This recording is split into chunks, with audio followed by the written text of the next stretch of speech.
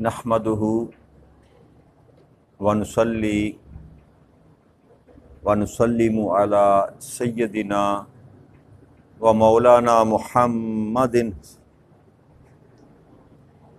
रसूलिहिल नबील अमीनिल मकीनिल हनीनिल करीमिर रऊफुर रहीम। अम्मा बाद फ़अऊज़ु बिल्लाहि मिनश शैतानिर रजीम। बिस्मिल्लाहिर रहमानिर रहीम। वाजिबुल एहतराम साथी, अल्लाह ताला का बेपनाह लुत्फ़ व करम और उसका एहसान अज़ीम है कि जिसकी तौफ़ीक से हम उसके ज़िक्र के लिए उसके घर में जमा हैं। आज अल्लाह की तौफ़ीक से सूरह अन-निसा की आयत नंबर 78 से हम अपने सबक का आगाज़ करेंगे। अल्लाह करीम ने इरशाद फरमाया, ऐनमा तकूनु युद्रिककुमुल मौत वलौ कुंतुम फी बरूजिन मुशय्यदा व इन तुसिबहुम हसनतुन यकूलु हाज़िही मिन इंदिल्लाह व इन तुसिबहुम सय्यिआतुन यकूलु हाज़िही मिन इंदिक कुल कुल्लु मिन इंदिल्लाह फमा लिहाउलाइल कौमि ला युकादूना यफ़क़हूना हदीसा।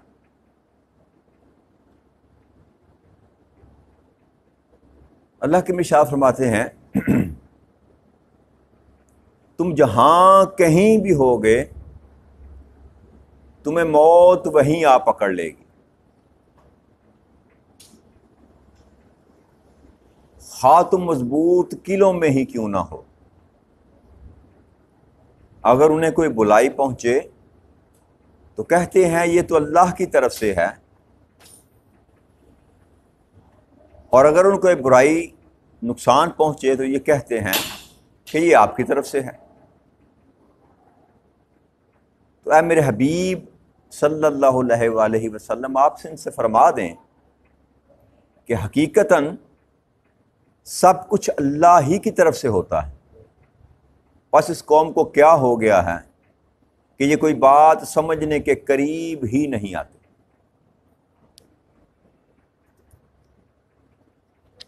गुज़श्ता दो असबाक में हमने जो अल्लाह करीम ने जिक्र किया था मुनाफिकीन का और कमज़ोर अकीदे वाले मुसलमानों का, कि जब उनको किताल का हुक्म दिया गया तो उसमें से उन्होंने ये कहते हुए इतनी जल्दी क्या थी, अभी तो कुछ दिन और हमें आराम कर लेना दिया जाता, और मुनाफिकीन जो थे जो कहते थे कि अगर ये हमारी बात मान लेते तो ये ना मारे जाते, हम नहीं गए तो हम बच गए हैं। तो उन सारी बातों का जवाब अल्लाह करीम ने आयत करीमा में दिया कि मौत के डर से भाग कर जहाद से गुरेज़ा करने वालों, तुम जहां कहीं भी जाओगे मौत तो तुम्हें आ जाएगी, चाहे तुम मजबूत किलों में ही क्यों ना कैद अपने आप को कैद कर। बरूज मशय्यदा, ऐसा किला जिसका कोई रोशनदान, कोई खिड़की, कोई दरवाज़ा ही ना हो, चारों तरफ से बंद। अल्लाह फरमाते हैं कि तुम अगर ऐसे किले में भी बंद अपने आप को कर लो तो मौत से मफर नहीं है, मौत तो तुम्हें वहां भी आकर पकड़ लेगी। तो फिर मौत के डर से भाग कर जहाद से गुरेज़ा करना चे मानी वारद। या तो बंदे को ये गारंटी मिल जाए, कहीं से ये सनद मिल जाए कि मैं अगर जहाद पर ना जाऊंगा, अल्लाह के रास्ते में क़िताल के लिए ना निकलूंगा तो मैं बचा रहूंगा, मुझे मौत नहीं आएगी। फिर तो सौदा समझ में आता है, बात समझ में आती है कि चलो जहाद पर ना जाने से मुझे मौत नहीं आएगी। तो जब मौत ने आना ही आना है, हर सूरत आना है, तो फिर अल्लाह के रास्ते में मरने से बढ़कर बेहतर रास्ता कौन सा है। तो अल्लाह करीम ये बात समझाना चाह रहे हैं ईमान वालों को, क्या ईमान वालों तुम इनके अकीदे पर ना खड़े हो जाना جو موت سے ڈرتے پھرتے ہیں محض اس لیے کہ جہاد پہ نہ جانا پڑے، بہانے تراشتے ہیں. کوئی کہتا ہے میری ماں بوڑھی ہے، کوئی کہتے ہیں میرے بچے چھوٹے ہیں، کوئی کہتا ہے میری نئی نئی شادی ہوئی ہے، کوئی کہتا ہے میرا کاروبار خراب ہے، کوئی کہتا ہے میں نے کھیتی لگائی. اب طرح طرح کے عذر پیش کیے جاتے ہیں. کس وجہ سے؟ کہ کہیں جہاد پر جائیں اور وہاں مارے نہ جائیں. تو اللہ نے اس جو انسان کے اندر خناس پایا جاتا ہے نا، جو ڈر موت کا پایا جاتا ہے، اس کو ذبح کیا رب کریم نے، کہ موت تو ایسی حقیقت ہے جو ٹل نہیں سکتی. جو جیسے میں نے ذکر کیا تھا آپ کے خالد بن ولید رضی اللہ تعالیٰ عنہ کی، اس سے بڑی مثال آپ کو نہیں ملے گی. کوئی مارکا ایسا نہیں ہے. جب سے آپ نے دین اسلام قبول کرنے سے پہلے بھی آپ بہت بڑے جنگجو تھے، اور آپ کو یاد ہوگا کہ غزوہ احد میں مسلمانوں کی شکست کی سب سے بڑی وجہ خالد بن ولید کا حملہ تھا. بہت نڈر اور بہت بہادر جنگجو تھے. اسلام قبول کرنے سے پہلے بھی جنگیں کرتے رہے، اور جب اسلام قبول کر لیا تو آخری دم تک جنگیں کرتے رہے، لیکن اللہ نے ان کو شہادت کی موت نہ دی. یہ پیغام ہے انسانوں کے لیے، ایمان والوں کے لیے، کہ یہ کوئی شرط نہیں ہے کہ کوئی بندہ اگر اللہ کے راستے میں جہاد کرنے کے لیے جائے گا تو وہ ضرور مارا ہی جائے گا. جیسے پیچھے اللہ نے فرمایا تھا نا کہ کئیوں کو جو ہے وہ میں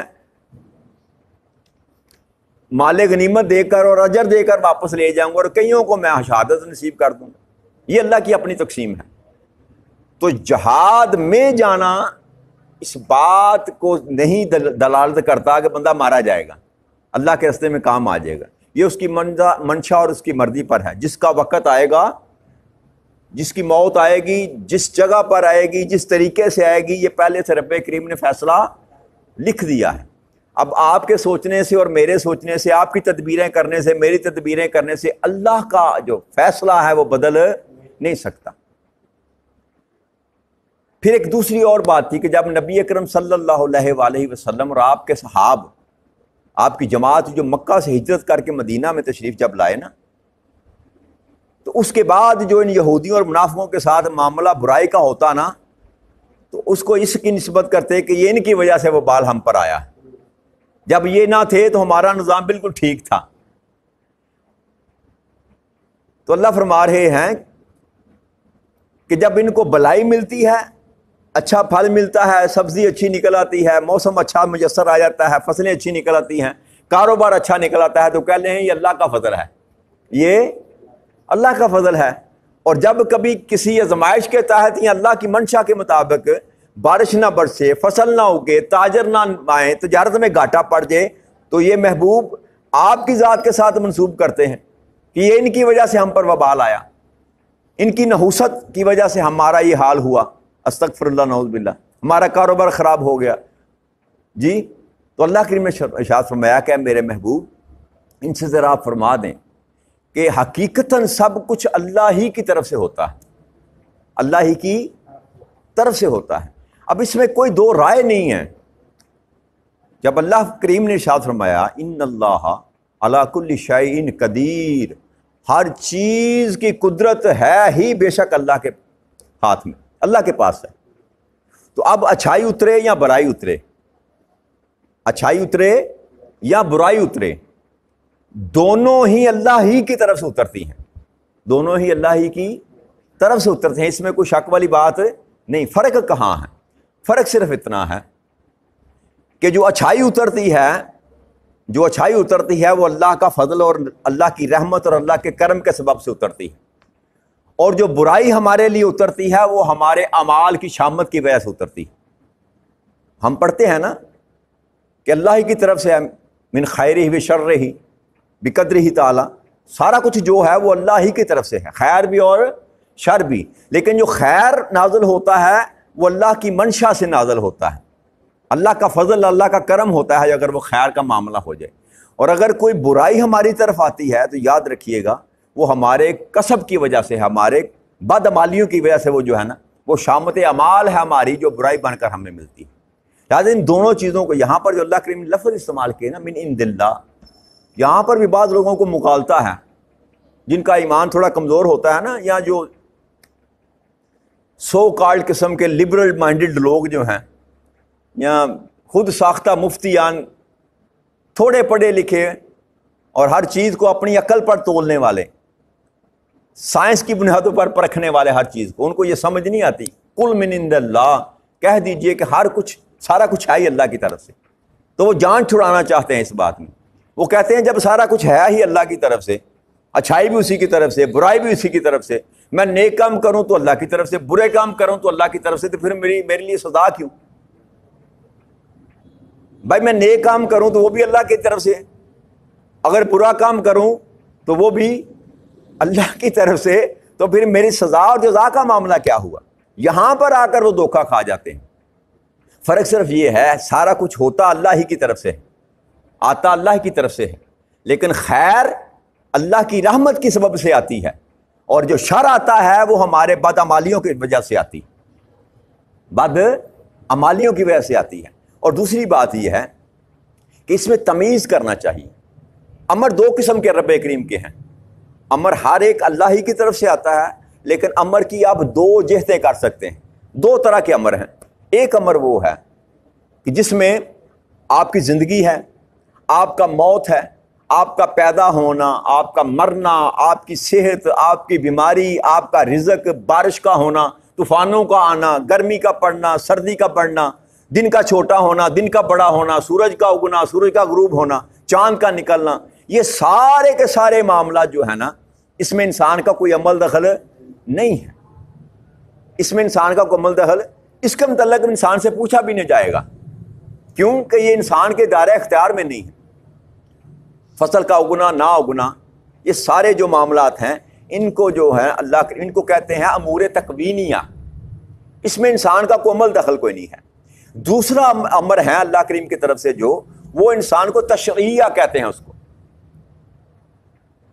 جیسے جو حکم اللہ کریم نے دیا نیک کام کرنے کا، بد کاموں سے بچنے کا، جھوٹ نہ بولنے کا، سچ بولنے کا، نیکی کرنے کے، جتنے اعمال اللہ کریم نے آپ کے سپرد کیے، رزق کمانا، حلال طریقے سے کمانا، یہ سارے امور جو ہم کرتے ہیں، یہ حکم جو اللہ کریم نے دیا، ان کے متعلق سوال کیا جائے گا۔ تو جو ہمارے اختیار میں ہے، کروں یا نہ کروں، کروں یا نہ کروں، اس چیز کا رب کریم نے جو مجھے اختیار دے رکھا ہے، اس کا حساب ہوگا۔ اس کا جس جنس کو اللہ کریم نے یہ اختیار دیا ہے، اس سے حساب لیا جائے گا۔ اب پوری کائنات میں دو ہی جنسیں ایسی ہیں جس کو اللہ کریم نے یہ اختیار دیا۔ فرشتوں کو یہ اختیار نہیں دیا کہ وہ جو چاہیں کریں یا نہ کریں، اپنی مرضی۔ فرشتہ اپنی مرضی نہیں کر سکتا، اس لیے اس سے حساب نہیں ہوگا۔ چرند پرند ہیں، جو کچھ کائنات میں آپ دیکھتے ہیں، گدھا، کھوتا، گھوڑا، شیر، چیتا، گیدڑ، کوا، چڑیا، یہ جو کچھ چرند پرند آپ مخلوقات اللہ کی دیکھتے ہیں، ان سے بھی حساب و کتاب۔ گدھا اگر کسی اور کے کھیت میں سے بھی منہ مار لے گا نا، تو اس کا حساب نہیں ہوگا کہ کیوں مارا تو نے، کیوں؟ اللہ کریم نے وہ عقل سلیم اس کو عطا نہیں کی کہ یہ تیرا ہے کہ نہیں تیرا ہے۔ جی اب دو قومیں ایسی، دو جنسیں ایسی ہیں، ایک انسان اور ایک جن کو اللہ کریم نے سوچنے سمجھنے کی صلاحیت عطا کی، عقل سلیم جس کو کہتے ہیں، نیکی اور بدی میں فرق کرنے کی تمیز، اچھائی اور برائی میں فرق کرنے کی تمیز، اور سب سے بڑھ کر پھر اپنے رسولوں کو بھیجا۔ جنات میں بھی رسول آتے رہے اور انسانوں میں بھی رسول آتے رہے، اور وہ آ کر انسان کو بتاتے رہے، ٹیچ کرتے رہے کہ یہ اچھائی ہے، یہ برائی ہے، یہ نیکی کا رستہ ہے، یہ بدی کا رستہ ہے، یہ اللہ کا رستہ ہے، یہ شیطان کا رستہ ہے۔ تو سارا کچھ دکھایا بھی، سارا کچھ بتایا بھی، سارا کچھ سمجھایا بھی، یہ سارے کا سارا بندوبست کرنے کے بعد پھر آپ سے حساب لیا جائے گا۔ یہ نہیں ہے بندہ کہہ سکتا کہ مولا میرے پاس تو تیرا نبی کو نہیں آیا، میرے پاس تو تیرا پیغام کو نہیں آیا، مجھے تو پتہ ہی نہیں تھا یہ کہ برائی ہے، میں جانتا ہی نہیں تھا کہ یہ برا عمل ہے۔ سارا کچھ رب کریم نے اپنے انبیاء کرام کے ذریعے انسانوں تک پیغام پہنچا دیا۔ جب ہر انسان کو سمجھا دیا، اب جب سمجھنے کے بعد بھی بندہ اپنی مرضی کرے گا تو پھر اس کا حساب اس کو دینا پڑے گا، اس کا حساب اس کو دینا پڑے، یہ فرق ہے۔ لیکن سارے کا سارا جو معاملہ ہے، بندہ اگر کہنا کہ یہ میری طرف سے یا میں کر سکتا ہوں یا میں نے کیا ہے، تو یہ جاہلیت ہے۔ یہ کیا ہے؟ امر جو کچھ بھی ہے وہ رب کریم کی مرضی سے ہوتا ہے، اسی کی طرف سے ہوتا ہے، لیکن اسباب ہیں کیونکہ یہ دنیا اسباب کی ہے، اللہ کریم نے سبب کے ساتھ سارے معاملات کو چلایا، سبب کے ساتھ سارے معاملات کو چلایا ہے، لیکن یہ ہے کہ امر اسی کا چلتا ہے، امر اسی کا چلتا ہے، تو لہذا یہ کنفیوژن نہیں انسان کو ہونی چاہیے۔ اور اس میں بھی یاد رکھیے گا کچھ لوگ ایسے ہیں، دو طبقات ایسے گزرے ہمارے پیچھے صدیوں میں سے، کوئی 13-14 صدیاں پہلے، اب وہ مفقود ہیں، لیکن ان کی جو ذہنی سوچ تھی نا وہ اب بھی نظر آتی ہے، لوگوں میں نظر آتی ہے۔ ایک تھا فرقہ تھا جبریہ، ایک کا نام تھا فرقہ جبریہ، جو کہتے تھے کہ سارے افعال جو ہیں اس کا خالق انسان ہے، کہ جو کچھ بھی کرتا ہے انسان اپنے آپ سے ہی کرتا ہے، خالق بھی انسان ہی اپنے افعال کا، اس قدر اختیار اس کو دے دیا گیا کہ جو کچھ انسان کرتا ہے اپنی من مرضی، اپنے خالق بھی وہی ہے اپنے افعال کا۔ اس کو کہتے ہیں جبریہ، فرقہ جبریہ۔ اور ایک جو تھے ان کو کہتے تھے معافی چاہتا ہوں، فرقہ جبریہ کا قول یہ تھا وہ جو کہتے تھے کہ انسان بے بس ہے، جیسے پتھر بے بس ہیں، جانور بے بس ہیں، کچھ کرنے کے قابل نہیں ہے، جیسے اللہ کریم کا امر ہوتا ہے ویسے ہو جاتا ہے، انسان کے اختیار میں کچھ نہیں ہے، جیسے چرند پرند جانوروں کے اختیار میں نہیں ہے ویسے ہی انسان کے اختیار میں کچھ نہیں ہے۔ وہ فرقہ جبریہ تھا، یعنی کہ جبر کے ساتھ انسان سے کروایا جا رہا ہے جو کچھ بھی کر رہا ہے۔ اس کے مخالف تھے معتزلہ فرقہ، جو تیسرا فرقہ جنم جس نے لیا دوسری صدی ہجری کے بعد جا کے 150-200 سال کے درمیان، معتزلہ وہ یہ کہتے تھے کہ انسان اپنے افعال کا خود کا خالق ہے، اور یہ دونوں سوچیں غلط ہیں، یہ دونوں سوچیں غلط ہیں۔ اصل سوچ جو وہ کیا ہے، اصل سوچ یہ ہے کہ انسان کاسب ہے اور اللہ خالق ہے۔ انسان کاسب کہتے ہیں کسب کرنے والے کو، انسان کو اللہ نے کام کرنے کی توفیق بخش رکھی ہے، کام کرنے کی توفیق بخش رکھی ہے، اس لیے انسان کام کرتا ہے، الکاسب ہے۔ تو انسان بذات خود الکاسب ہے لیکن خالق نہیں ہے، ہر چیز کی تخلیق کرنے والی ذات اللہ کریم ہے، تو جس نے تخلیق کیا، جس نے آپ کو فرض دیا، جس نے آپ کو عطا کیا، وہ آپ سے دیے ہوئے مال میں سے وہ آپ کا حساب و کتاب لے گا، بس اتنی سی بات ہے۔ اصل حقیقتاً عقیدہ جو ہے وہ درست یہ ہے، یہ گمان کرنا کہ پہلے سے سب کچھ لکھا جا چکا ہے تو پھر حساب و کتاب کیسا، یہ باطل عقیدہ ہے، یہ باطل عقیدہ ہے۔ لکھے ہونے کا مطلب یہ نہیں ہے کہ ضرور ایسا ہی ہونا تھا، کہ میرے اختیار میں کچھ نہیں ہے۔